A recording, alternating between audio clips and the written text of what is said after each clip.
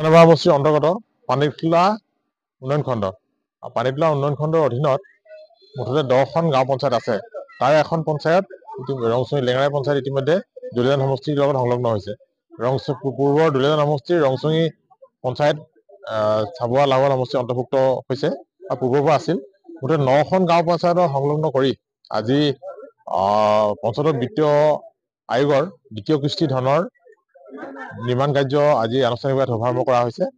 আমি ক্ৰমে জেৰাই, বিঘাকটা, বালিজান, দিনজয়, ৰংচুঙি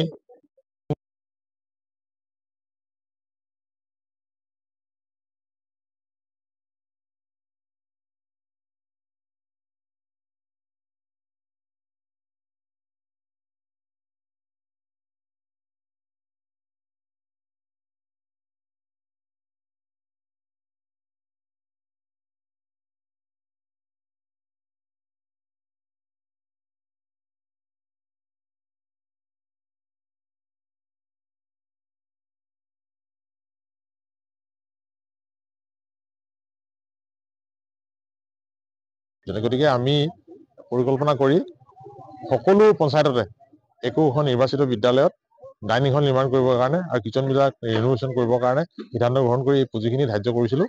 আৰু আজি আটাইকেইটা পঞ্চায়তৰ সেই আঁচনিসমূহ ইয়াত মুকলি কৰা হৈছে। যিহেতু পঞ্চায়ত নিৰ্বাচন আহি আছে সমাগত, গতিকে পঞ্চায়ত নিৰ্বাচন আহিলে অধিসূচনা জাৰি হ'লে আৰম্ভ কৰাত অসুবিধা হ'ব। গতিকে একে ঠাইতে আমি আজি আৰম্ভ কৰিলোঁ আৰু একে সময়তে বাকী পঞ্চায়তসমূহত এতিয়া যিসমূহ বিদ্যালয়ত এইখিনি আবণ্টন দিয়া হৈছে তাত কাম কাজখিনি আগবঢ়াই নিব পাৰিব। আমি আশা কৰিম এই ব্যৱস্থাই ছাত্ৰ ছাত্ৰীসকলক স্বাস্থ্যসন্মতভাৱে খাদ্য গ্ৰহণ কৰাত সুবিধা দিব। আমাৰ অভিভাৱকসকল নিশ্চিন্ত হৈ থাকিব পাৰিব, বিদ্যালয় শিক্ষক শিক্ষয়িত্ৰীসকলো নিশ্চিন্ত হৈ থাকিব পাৰিব যে কোনো ছাত্ৰ ছাত্ৰী অস্বাস্থ্যকৰভাৱে খাদ্য খোৱা নাই, বেমাৰ আজাৰত নপৰে আৰু এটা ভাল পৰিৱেশ যাতে গঢ় লয় তাৰ ব্যৱস্থাটো কৰা হৈছে।